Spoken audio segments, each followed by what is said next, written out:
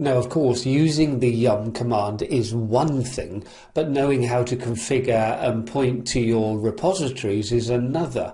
So we're going to look now at configuring yum repositories, and in the demonstrations we're going to see how we can point to a different remote system. So you can see I'm working as root on my CentOS 7 system, and we're still working on server 1. But I have brought up another server. I brought up my master server. On my master server we introduced during the initial course of this series when we were looking at the LFCS Linux Essentials. And we used this as a local installation server. But not only an installation server, it holds the CD, so we can actually use it as a repository should we want. It doesn't matter if you don't have this additional server, you'll get the idea of how we can use it in any case. The main thing is understanding the construction of the yum repos files. So for a moment, let's just move through into the directory /etc/yum.repos.d. And it's within this directory that we define our repositories. And we can see all of the files here have a .repo extension. One of the products that we installed during our initial installation was the EPEL package.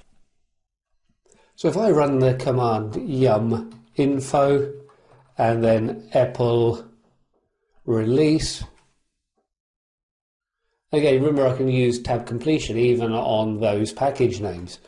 So we installed this package during our installation or just after the installation, and this then gives me the extra packages for Enterprise Linux, which adds in the repository. If I go through now and do an rpm-query and list of EPEL-release, we can see then that there isn't huge amounts that actually goes in and puts in. So it goes in and really adds in the 2 repository files, and it then goes in and adds in some documentation and a little bit of information for system D there. So pretty much the main thing that it's adding in is the signing key and the repo file. So we can see this is a very, very small RPM. If we look at the construction of these files, so again, if I just go through and less out, and we'll just use one of the standard ones, so let's say CentOS base, we can see then the structure where we have a repository ID, a repository name, and you can see the name is more of a description.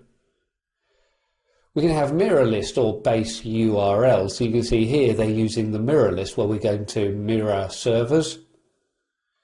We can enable the public key check and put the public key file. As we start going through, we can see some other entries that they've got in. So here they've got then CentOS Plus. At the moment, this is disabled. We've got enabled equals 0, which means that it is disabled. But again, we could go through and enable it if we want. We can list our repositories by doing a yum repo list. So we can see then the repositories that we have. If I up arrow key and use the all option, we can also go through and then see all of the disabled repositories that we have. So these are all in our configurations, but they are just disabled. If I want to add in my own repositories, what I'm going to do, if I look in this directory, I'm going to move all of the CentOS ones. So all I'm going to do here is move C*, and we're going to then move it through to the root user's home directory. So now when we list, we're back just to having the EPEL one. So we'll go through now and create our own new repository file. So we'll just call it, let's say, local.repo. and we're going to hit the insert key. And the first thing we do is put in the ID. So we're going to put then, so we'll call it, say, CentOS 7. There shouldn't be any spaces or weird characters within the ID. The name, as we say, is more of a description. So we can have name equals then CentOS, and then we'll have 7.2 local network.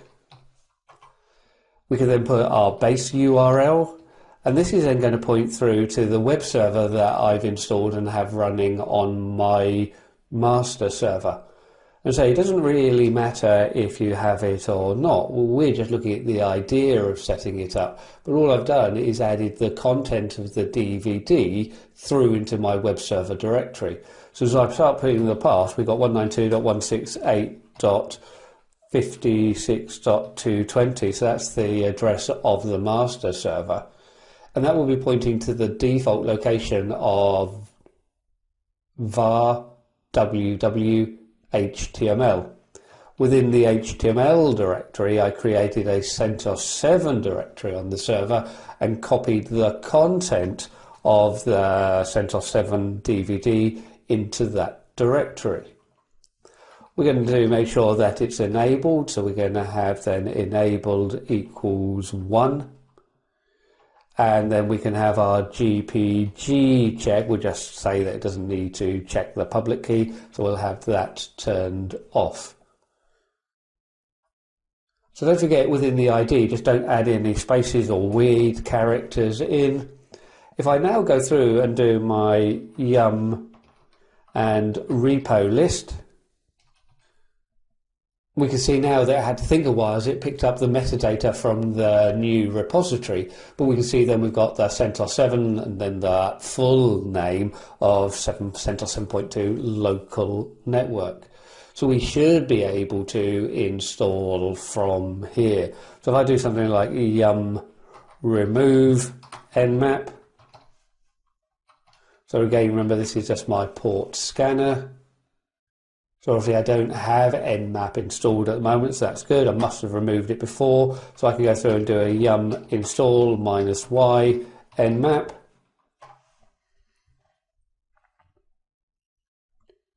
So we can see then that that's coming from my local repository, the CentOS 7 repository.